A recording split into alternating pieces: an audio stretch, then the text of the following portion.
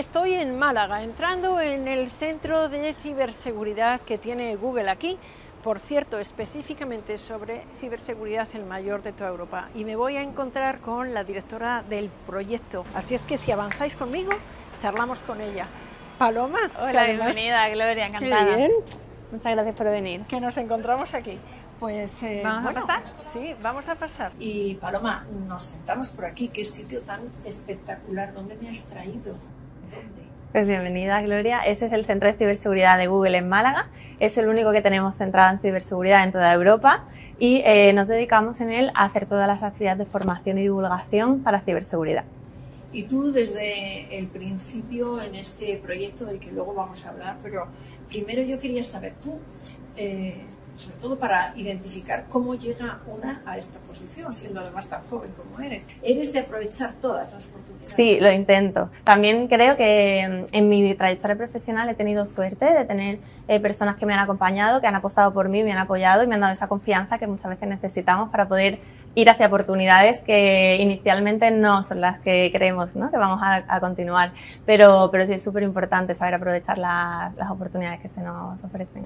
Y ahí, aprovechando esas oportunidades y personas que te ayudan, es donde encontramos la clave para que tú llegues a Google. En parte sí, yo estuve 5 años trabajando en esa empresa, haciendo crecer el equipo, muy enfocada en mi día a día, la verdad que estaba bastante ocupada y el cambiarme a Google fue bastante circunstancial. Yo no estaba buscando un cambio en ese momento, pero se dio la casualidad de que el equipo de Google en Málaga, que era Virus Total originalmente, fue una adquisición que se hizo en 2012, empezó a crecer de forma muy orgánica y muy gradual, poquito a poco. Bernardo Quintero, que es el manager del equipo y el fundador, era el que gestionaba toda la parte operativa del día a día del equipo, y el equipo de Estados Unidos le dijeron que necesitaba a alguien que le ayudara, y justo le dieron el rol que yo tenía en una de mis posiciones en la otra empresa, y por LinkedIn me contactó.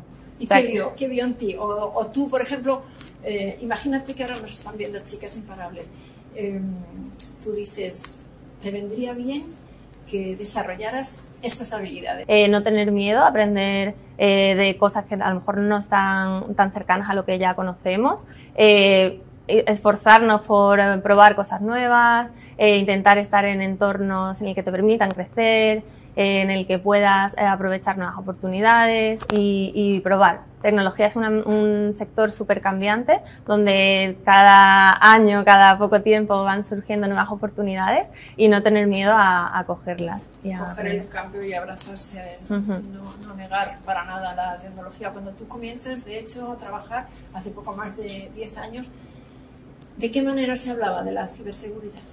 En aquel momento yo no estaba muy expuesta a la ciberseguridad, pero sí es cierto que dentro de tecnología ya era importante en las empresas, porque las que eran un poquito más grandes, tenían equipos técnicos, ya tenían personas que se especializaban en eso, y poco a poco pues me he ido metiendo más en el sector desde que estoy en el equipo de Virus Total y llevamos el centro de ciberseguridad.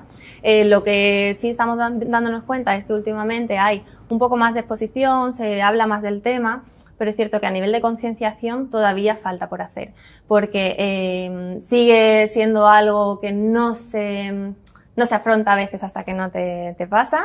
Nosotros hicimos hace 2 años un estudio para pymes en toda Europa y se demostró que un 43% de ellas confirmaron que habían recibido un ataque en los últimos 24 meses, solo las que lo confirmaron, seguro que habría algunas más. Entonces seguimos teniendo la tarea pendiente de formar a los equipos, de formar a las compañías, a nivel personal también, a los usuarios, y saber estar más protegidos y saber enfrentarse a esos retos que muchas veces también a nivel de empresa pues puede incluso suponer un cierre, dependiendo de qué tipo de ataque y el impacto que tenga. Claro, es que un ataque para una pyme debe de ser brutal, ¿no? O sea, porque una grande puede recomponerse, lo vemos. Pero para las pequeñas, ¿hay datos sobre el impacto y cuántas más o menos caen? Sí, estuvimos haciendo en ese informe y más o menos pues podía suponer un riesgo de cierre real para muchas de ellas, sobre todo a nivel de pymes. A la hora de enfrentarse a esos retos, muchos pues pueden ser ransomwares, como en el 2017 hubo el caso de WannaCry. A veces se piden rescate a cambio de bloquear toda la información de la compañía y claro, muchas veces no sabes cómo enfrentarte a esa situación y esa información puede suponer el cierre de la compañía. compañía si no consiguen restaurarla o seguir funcionando. Entonces es bastante crítico y también hacemos muchísimas actividades a nivel de concienciación de los empleados y a nivel de dirección, porque hay otro tipo de fraudes que son más de ingeniería social, que se enfocan más en, pues, engañar al usuario, que pueden ser, pues, simular ser un proveedor, el famoso fraude del CEO, intentar hacerse pasar por una persona de la alta dirección de la empresa para pedir que se hagan transferencias de cantidades económicas o ese tipo de actividad. Entonces, lo que intentamos siempre es que el equipo esté concienciado, sepa que ese riesgo existe y por lo menos que sospechen, aunque a veces no sea fácil de identificarlo. O sea, emprendedores y emprendedoras que nos estéis viendo, atención, porque tú estás hablando todo el tiempo de concienciación. O sea, hay que darse cuenta que la ciberseguridad es sí o sí necesaria, porque si no, quiere decirse que estás como tan expuesto como si estuvieras desnudo. Justo, todos estamos expuestos. Nosotros hacemos actividades a nivel de ciberseguridad, pero para todos los niveles, desde mayores con Cruz Roja, hacemos talleres para el tema del phishing en el teléfono, los fraudes por teléfono y que tengan esa seguridad. Hacemos lo que os comentaba con pymes, tenemos programas más avanzados con startups, con personas técnicas dentro del mundo de la ciber que vienen aquí a formarse, pero también hacemos sesiones con colegios para formar a los niños, que sepan un poco de ese tipo de retos que pueden encontrarse. Hacemos con asociaciones, pues con grupos de la comunidad, ya sean meetups, conferencias, con la Universidad de Málaga, que tiene el programa de Cibercamp muy potente con INCIBE. También hacemos muchísimas sesiones de divulgación, entonces intentamos tocar a todos los públicos, hacerles conscientes de que la ciberseguridad es importante y acercársela según el nivel que cada uno tenga para que vayan introduciéndose y siendo conscientes de que pueden tener esas amenazas en su día a día. O sea, que en este centro de Google en el que estamos, precioso por cierto, es una maravilla donde me has traído, que es, vamos a ver si lo digo bien, específicamente sobre ciberseguridad, el mayor que tenemos en Europa de Google, ¿no? Sí, correcto. Os dedicáis básicamente a esto, a formar, a informar, a hacer toda esta pedagogía con pymes, con colegios, con todo el mundo. Vale, entonces, ¿qué les podríamos decir sobre por qué es necesaria la ciber? Porque es que muchas veces no se aterriza bien, pasa como con la inteligencia artificial, todo el mundo sabe que la necesita, pero no sabes ni por qué ni para qué muchas de las veces si hablamos de pequeñas empresas. ¿Qué es lo que necesitan y cómo deberían implementarla? ¿Qué es lo básico para estar protegidos? A nivel de todos los usuarios, somos usuarios de esa tecnología, pero también estamos expuestos a los riesgos que esa tecnología conlleva. Pues todos los tipos de amenazas, de malware que puedes encontrar, ingeniería social, muchísimas retos a los que nos encontramos en nuestro día a día. ¿Qué hacemos nosotros en esas formaciones? Le damos consejos de cómo estar más seguros en Internet, a distintos niveles. Pues a los colegios les damos una formación y a las personas que tienen emprendimientos o proyectos, pues otra diferente. Pero generalmente es ser conscientes de que esas amenazas existen, que conozcan varios tipos de ellas para que sepan un poco por dónde pueden venir esos ataques. Pues por ejemplo, smishing si te llega por SMS, phishing si te llegan por email, Gmail por ejemplo ya bloquea el 99% del spam que recibimos, pero hay otro que no, y tenemos que ser conscientes de que hay que tener cuidado donde se clica o que se abre. A nivel de empresa, pues también hacemos mucho refuerzo en el tema de los accesos, las contraseñas, utilizar doble factor de autentificación cuando se acceden a los equipos para evitar pues conexiones en remoto, cómo gestionamos los sistemas de la compañía. Es una mezcla entre herramientas que existen y también los recursos de concienciación y saber cuáles son esas amenazas. O sea, no ser ingenuos, que el mal existe. Desconfiar. Desconfiar. Pero yo me pregunto, esto para las pymes, pero hay que ver los ataques que han tenido las grandes, que no lo dicen porque muchas veces es una vulnerabilidad que casi es mejor no decir, porque... pero que todos nos imaginamos cuando pasan cosas. Y las grandes que están tan protegidas, que lo saben y que de ingenuidad se supone que no deben de tener nada, ¿por qué pican o por qué caen? ¿O qué es lo que sucede en estos casos? Pues muchas veces es vulnerabilidad dentro de su sistema, que aunque tengan un sistema establecido, a veces fallan cosas o muchas veces pues tema personal, ¿no? Que alguien pique en algún tipo de esas actividades. Muchas veces las mismas empresas hacen campañas internas para ver qué tal van de seguridad. Y bueno, es difícil protegerse porque hay muchos tipos de amenazas, pero lo importante es tener equipos que estén ayudando, si no internos, porque la empresa pueda, a menor escala, a lo mejor incluso externos, para que te den ese soporte y te ayuden a tener esa mayor protección. Sí que he visto que el año pasado, por ejemplo, la preocupación de las empresas era la inteligencia artificial, porque había nacido la generativa y era como un desconcierto que cómo lo aplicamos. Pero este año he percibido, no sé si es una percepción mía y por lo tanto pues probablemente no cualificada, que la preocupación de las empresas es la ciberseguridad. No sé si estoy en lo cierto y si sobre todo esta va a ser la gran preocupación del futuro, aunque del futuro nunca sabemos hasta dónde podemos hablar. Sí, por suerte de lo que hablábamos, cada vez estamos más concienciados de que la ciberseguridad es un reto y que puede afectar muy negativamente a las empresas. Entonces, sí creemos que hay un poco más de concienciación, que a la hora de que los equipos de seguridad piden recursos internamente para que se apoye pues, los planes de seguridad, cada vez hay mejor acogida, ¿no? Dentro de los equipos directivos, pero todavía queda mucho por hacer. Ahora, con lo que comentabas, con el reto de la inteligencia artificial, ha habido incluso casos de fraudes, de hacer pues como reuniones falsas para el tema del man in the middle, ¿no? De que se haga el fraude del CEO y que un empleado haga un pago. Se han dado casos ya que se han podido comprobar. Entonces, lo más importante ahí que podemos hacer es la formación y la concienciación de que los empleados sepan cuál tiene que ser el procedimiento para ciertas acciones, desconfíen cuando algo se sale de la norma y siempre hagan ese chequeo para evitar pues luego posibles problemas. Yo te hablaba de futuro y también te decía que el futuro, ¿cómo lo ves en ciber? No sé, te puedo decir dentro de 10 años, por ejemplo. Pues está bastante lejos. En ciber o en algo que sí, tecnología, la tecnología cambia constantemente, los equipos están continuamente desarrollando, lo que hablábamos de inteligencia artificial, ahora les está sirviendo como herramienta para poder desarrollar mucho más rápido, pero también para mejorar productos. Nosotros lo que estamos viendo es que es una herramienta gigante en la parte de ciberseguridad para los equipos de desarrollo. En Cindiro Total, por ejemplo, hemos lanzado una herramienta que, gracias al uso de la inteligencia artificial, te permite tener en lenguaje natural una explicación de lo que está haciendo ese código malicioso.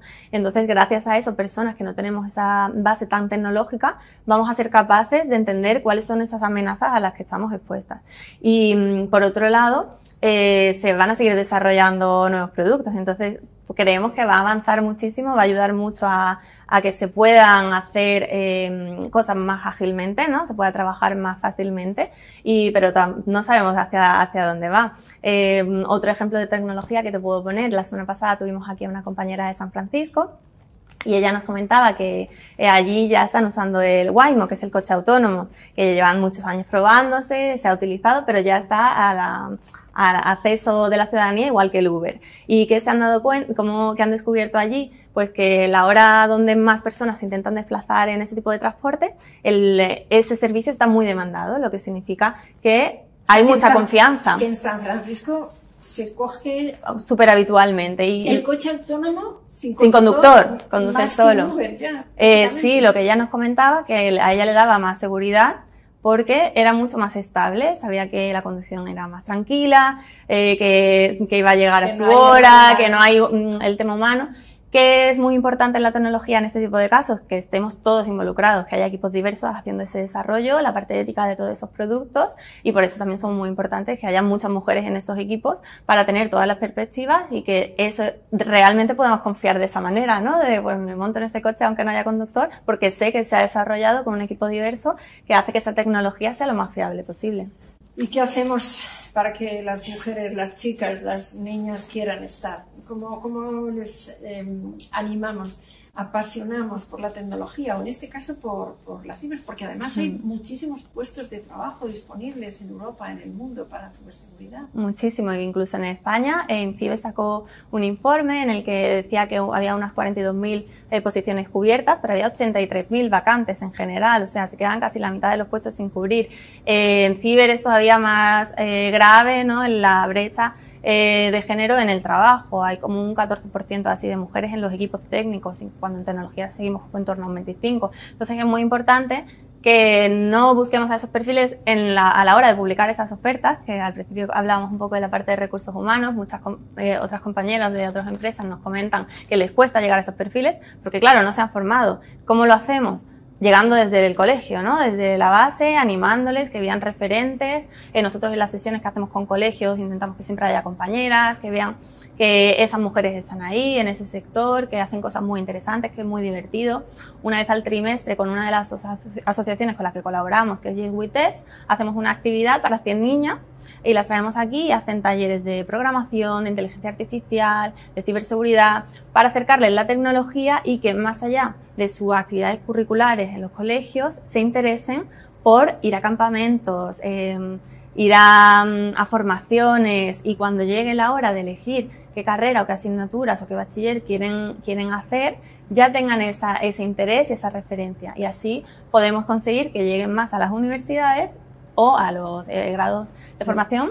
Y desde abajo, de hecho, yo tengo que dar la verdad, una vez más, gracias a Google porque nos apoya a las chicas imparables, y de hecho este verano las chicas imparables del Summer que hacemos en Málaga vinieron, y una compañera tuya y tú las estuvisteis explicando y recibiendo, o sea que sabes que renuevo siempre las gracias, y lo digo públicamente, que nos apoyáis en todo esto. Pero la pregunta es, ¿por qué las chicas no quieren? Lo que vemos nosotros es que les faltan esos referentes, que durante mucho tiempo no lo han visto como algo a lo que podían acceder, algo interesante. A lo mejor nosotros incluso en el sector no lo hemos hecho atractivo suficiente para ellas, ¿no? Que un poco es el estereotipo de programador o de hacker, y poco a poco lo intentamos revertir. Es cierto que cuando vemos actividades en las que vienen ellas, como el campus, o las sesiones con chicas, o incluso la UMA que tiene campus de chicas durante 15 días, vemos que terminan muy motivadas, hacen proyectos muy interesantes y lo ven como algo muy cercano y real. Nosotros también abogamos mucho porque se incluya pensamiento computacional y programación en los colegios, para que no sea algo que se haga por actividades extraescolares, por campamentos de verano, o porque una vez que empiezan a elegir les llaman la atención matemáticas o ciencias, sino que realmente tengan esa exposición desde muy pequeñas y se animen. Y también igual con los niños, ¿no? Si no tienen esas asignaturas, hay chicos que a lo mejor no van a poder acceder a ese tipo de carreras, y intentamos fomentar que desde pequeños tengan esa exposición. Personas como las de tu equipo, las del equipo de Google en Málaga, que son blancos, que nos ayudáis. Exacto. Y que nos protegéis. Exacto. Es así, ¿no? Sí, completamente. Maravilloso. Pues bueno, hemos generado desde luego una mujer referente, un equipo referente, el de Google aquí en Málaga, ciberseguridad, así es que me voy con mucha más alegría todavía de la que traía cuando venía a verte, Paloma, porque efectivamente el futuro pasa porque las chicas también se incorporen para eliminar sesgos y estereotipos. O sea que millones de gracias por haber contribuido a dar este impulso y a generar referentes como necesitamos. Gracias a ti, Gloria. Gracias.